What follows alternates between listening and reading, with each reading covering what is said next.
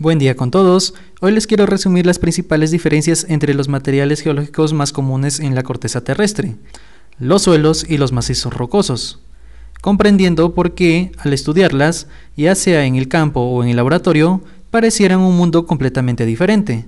Mi nombre es Elvis Alcántara, sean todos bienvenidos. Por definición, los suelos son materiales producidos por los efectos de la meteorización y la acción de las plantas y animales sobre las rocas de la superficie de la Tierra. Como podemos ver en la imagen, todo suelo nace a partir de un macizo rocoso, y un macizo rocoso viene a ser un conjunto de bloques de matriz rocosa y discontinuidades. La matriz rocosa también se le conoce como bloques de roca intacta, una roca completamente uniforme y continua y separada por discontinuidades que vendrían a ser límites estructurales entre cada uno de los bloques. Pero para entender estos conceptos aún más a fondo, conozcamos un poco de la historia geológica de la Tierra. Eliminemos primero la creencia común de que nuestra Tierra y nuestro sistema planetario se creó luego del Big Bang, ya que los materiales encontrados en la superficie terrestre indican que antes hubo otra estrella en el lugar de nuestro Sol. Materiales más complejos como oro, plata, incluso materiales radioactivos como uranio, plutonio, etc., no son productos netamente del Big Bang, sino que se originaron en el centro de otra estrella que vivió hace millones de años. Y luego, con la creación de nuestro sistema planetario y la aglomeración de polvo cósmico, rocas, entre otros desechos de la creación del sistema, se creó nuestro planeta llamado Tierra. Este planeta en su origen era una masa de roca fundida flotando en el universo. Luego, con el pasar de millones de años, la superficie de esta roca fundida se fue solidificando creando nuestra primera corteza continental. Y ya con diversos procesos, incluidos la erupción volcánica, la caída incesante de meteoritos con alto contenido de hielo cósmico, se formó ya los primeros océanos. Y como vemos en el origen, entonces nuestro planeta simplemente era una corteza de roca solidificada. Luego, entonces, con el pasar de millones de años, se generó este proceso que se conoce como el ciclo de las rocas. Como vemos, todo inició como rocas ígneas, pero luego al crearse nuestra atmósfera primitiva, surgieron los primeros procesos exógenos, generando el deterioro y acumulación de los pedazos de estas rocas ígneas en cuencas sedimentarias. Estos sedimentos, con el pasar del tiempo, se fueron acumulando más en estas cuencas sedimentarias y con la presión y temperatura ascendente, se formaron las primeras rocas sedimentarias. Y luego, si las condiciones tectónicas de esa cuenca sufrían cambios, podrían estas rocas aún deformarse más, creando las rocas metamórficas. A partir de este punto, este ciclo se repite y también se puede saltear. Un sedimento no solo puede venir de rocas ígneas, sino también puede venir de rocas sedimentarias o de mismas rocas metamórficas.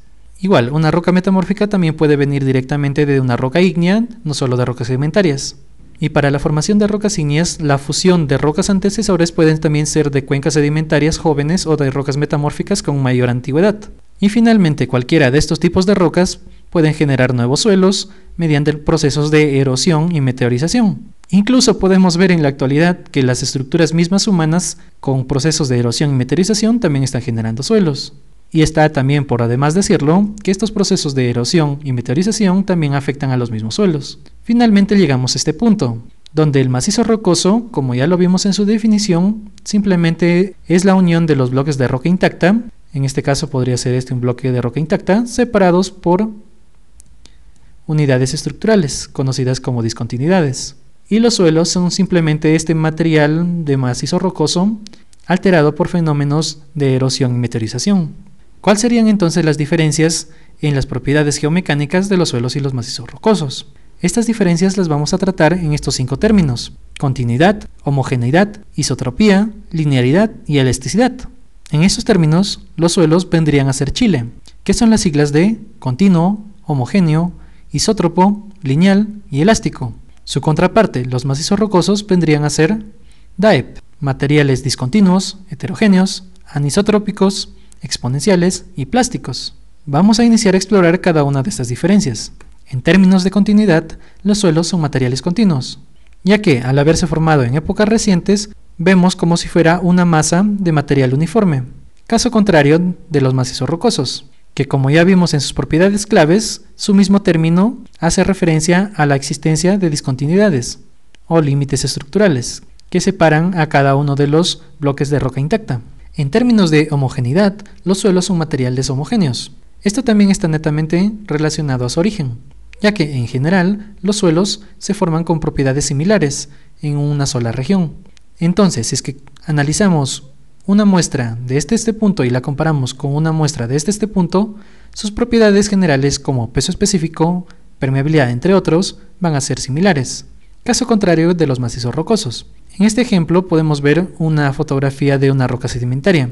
Y como sabemos, las rocas sedimentarias para formarse toman miles de años. Entonces, si analizamos verticalmente, una muestra de este punto va a tener propiedades generales diferentes a una muestra de este punto. Incluso muestras en el mismo estrato pueden tener propiedades diferentes por los procesos que haya sufrido esa cuenca sedimentaria. En términos de isotropía, que está ligado a la dirección en la cual estamos analizando la muestra, vamos a ver que los suelos son materiales isotrópicos. Eso nos quiere decir que si sacamos una muestra en esta dirección, sus propiedades van a ser similares si es que hubiésemos tomado la muestra en esta dirección.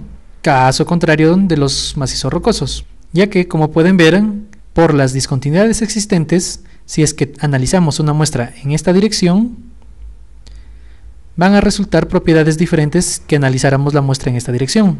Por ejemplo, si analizamos esta muestra, en términos de resistencia va a ser mucho mayor que esta muestra, ya que presenta menores cantidades de discontinuidades. Y esta muestra tiene mucho más discontinuidades, así que su resistencia va a ser menor. Linearidad. Este término se puede interpretar de diversas maneras. Personalmente me gusta compararlo según sus resultados de resistencia en tamaños de escala. Y los suelos en este caso vendrían a ser lineales, ya que si analizamos una muestra, por ejemplo, de 10 centímetros en suelos, otra de 50 centímetros, otra de 1 metro, o también en diversos esfuerzos, y comparamos los resultados, vamos a ver que se genera una gráfica aritmética de primer orden, como si fuera una línea recta, que nos indica que a partir de pocos análisis podemos predecir cómo se comportaría este material en diversos escenarios rápidamente. Caso contrario de los macizos rocosos, que si analizamos una muestra de este tamaño, la comparamos con otra de mayores tamaños, va a tener diferentes resistencias y se va a generar una curva parabólica, que en términos aritméticos vendría a ser una ecuación exponencial. Lo podemos plasmar el ejemplo más claramente en términos de criterios de resistencia. Para los suelos utilizamos el criterio de resistencia de Mohr-Coulomb, que como pueden ver, si analizamos muestras de resistencia en términos triaxiales de sigma 1, sigma 3, las dibujamos más claramente en la gráfica de esfuerzo normal versus esfuerzo cizallante, vamos a ver que a la hora de trazar la envolvente de rotura se va a generar una línea recta, indicándonos que esta relación de esfuerzos sigma 1, sigma 3 se va a mantener no importa el tamaño de la muestra o los esfuerzos mismos inducidos. Caso contrario en los macizos rocosos, que a la hora de graficar sus resultados de análisis triaxiales ya no nos va a generar una envolvente de rotura recta como en el caso de suelos, sino nos va a generar una gráfica exponencial, universalmente analizadas con el criterio de Hooke y Brown. ¿Y por qué se genera esta curva exponencial? Pues en términos de escala de muestreo, si es que analizamos una muestra pequeña de roca, podemos incluso llegar a analizar un bloque de roca intacta, que simplemente es una masa de roca sin ninguna discontinuidad. Pero si incrementamos el tamaño de la muestra, vamos a ver que van apareciendo diversos sistemas de diaclasas o discontinuidades. Y mientras más discontinuidades hay en la muestra, la resistencia va a ser mucho menor. Por eso en el análisis siempre la resistencia, por ejemplo la resistencia a la compresión uniaxial del bloque de roca intacta, va a ser mayor a la resistencia de todo el macizo rocoso. Y esta diferencia de resistencias va a ser mucho más amplia mientras ese macizo rocoso tenga mayores discontinuidades. Las matemáticas que involucran estas propiedades de resistencia, tanto el criterio de Mohr-Coulomb y el criterio de Hooke y Brown, son un mundo bien interesante y lo dejaremos para otro video. Y finalmente, en términos de elasticidad, los suelos vendrían a ser materiales elásticos y los macizos rocosos materiales plásticos, ya que luego de aplicar un esfuerzo a una muestra de suelos, aunque la muestra se deforme, pasado el tiempo esta muestra va a tender a regresar a su estado natural, según las condiciones atmosféricas que se presenten. Caso contrario de un macizo rocoso.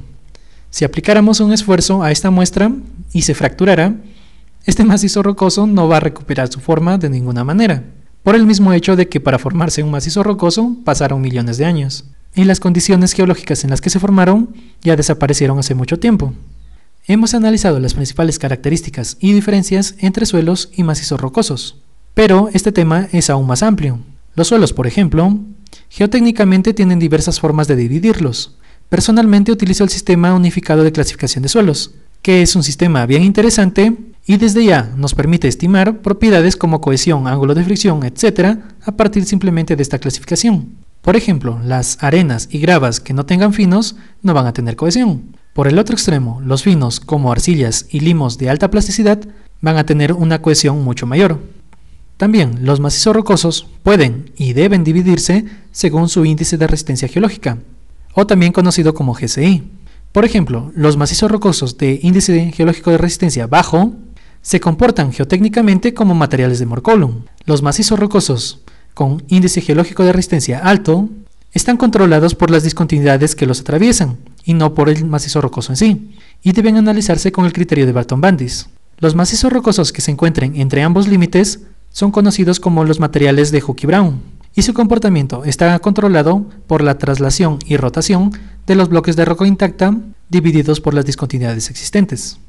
Personalmente me gusta analizar estos criterios para suelos, Morcoulon, para rocas, Hooke-Brown y para discontinuidades, Barton-Bandis, con este programa de la marca RockScience que se llama RockData, el cual nos permite analizar numérica y gráficamente cómo varían las propiedades de salida cuando cambiamos las propiedades de entrada de un criterio. Pero eso también, queridos amigos, será tema de otro video. Esta ha sido una introducción general a este mundo tan amplio de la geomecánica y geotecnia. No se olviden suscribirse a este canal para seguir explorando estos y muchos otros temas y también para compartir estos conocimientos con todos sus amigos. Muchas gracias, les espero en un siguiente video.